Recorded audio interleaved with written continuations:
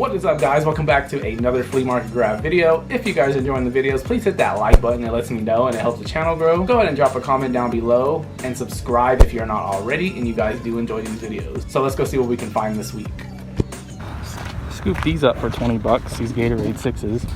He had some gray suede 12s, one with like the gold hits. I don't know if those have like a nickname, but I'll put a picture like right here. But they had bleach all over the toe. So I ended up leaving those and I grabbed these for 20. Size 13 though. Not too bad, I guess.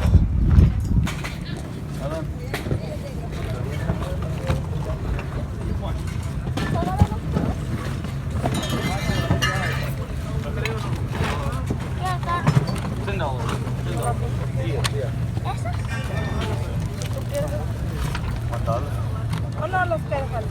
No sé tú. Pues tú dices.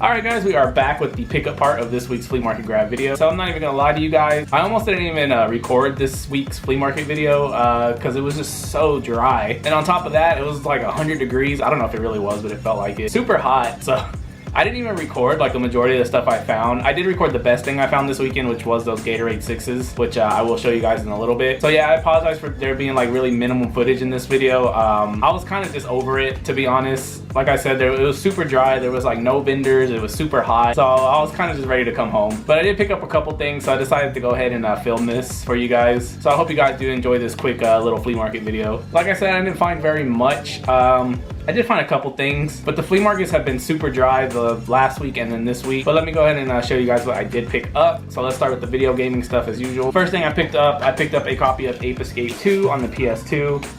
Unfortunately, it is in one of those like crappy GameStop cases that they put their games in and they throw away the cases for whatever reason. Only reason I picked this up is because we were recently playing the original Ape Escape and I forgot how fun it was. So when I saw this, I kind of just wanted it just to play, honestly. So I figured for $2 I'd grab it. Next thing I picked up, paid $5 for this. It's an Xbox 360 control, but it is a special one. It's a Halo 3 one, as you guys can see. I recently picked up the Covenant one a couple weeks back, if you guys remember. I think I paid $5 for that one too. But as you can see, this one is actually the Spartan one. You have Master Chief right here on this side, and then you have a couple Spartans right there and a Warthog. Halo 3, it's probably the game that I put the most hours in, like out of every game I've ever played. I used to go hard on that online with friends from school. I forget how many hours I had in that game, but it was a lot. I had to grab this to throw with the other one that I picked up recently, and now I have both of them. And then the last gaming item I grabbed, I picked this up because it was only $5. It's an Xbox One power brick. Picked it up because it's probably worth about like 25-30 bucks. It is missing this wire right here, but that's the easy wire to find. Like I could probably go to the thrift store and find one for like $1. So I went ahead and grabbed that. Next thing I picked up, I paid $2 for this. Probably not even gonna keep this, honestly. Probably gonna end up sending this to my friend because he's a big Honda guy. And it's this Acura Nsx Hot Wheel right here. Like I mentioned before, I do collect these. But shout out NSB Clan. This is probably gonna be sent to him because he's a big Honda guy. And I'm pretty sure the NSX is like his dream car. So I'll probably just go ahead and send that out to you. Now let's get into the clothing items. This first thing I picked up for $3. And it's this youth Mighty Mack Dallas Cowboys Windbreaker right here. Nothing too crazy. It just has the Cowboys logo right there on the chest. You have like the little Mighty Mack zipper. And then you can see Touchdown Club by Mighty Mack on the inside. It is missing the size tag. This is probably like a youth small, maybe youth medium. Nothing on the back, which kind of sucks. But it does have the hoodie attached to it. So I figured the way the day was going that I'd go ahead and just grab this for $3. Next up, for only $8, I did have to dig it out of a pile of clothes. I honestly don't even know who this is, but I figured for only $1 I'd go ahead and grab it. It's this Jethro Tull Rock and Roll t-shirt right here. On the front you have Too Old to Rock and Roll, and then on the back you have Too Young to Die, and then it says Smash with like the motorcycle crash. So I did do a little bit of research. I think this album or song, whatever this is, I want to say it came out like late 70s, early 80s, if I remember correctly. But this shirt is not that old, as you can tell by the tag. It's actually like a late 90s Hanes tag, early 2000s. So this is a reprint, but I figured for only $8, I'd go ahead and grab it. Like I said, I don't know who Jethro Tull is. Maybe you guys can let me know. This next item I did have to pay up for, but shout outs to Retro Vintage on Instagram. Go check them out.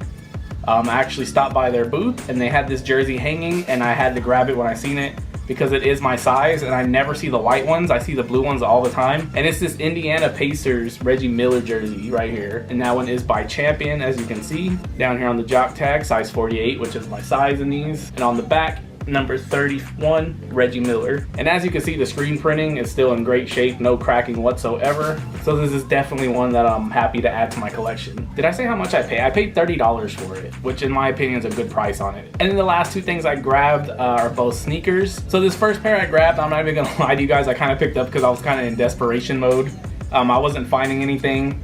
And I seen these on the ground, size 6.5Y, so they are a U size. And they're missing the shoelaces, but I only paid $7 for them. It's a pair of these steel 10s right here. So these came out in 2013, I want to say. Overall, they're still pretty clean. They do need a good cleaning. The right shoe has this tiny little scratch right there on the inside of the toe, and then the left shoe has a little scuff right there in the same spot. Whenever I can find like these classic Jordan colorways, I always pick them up.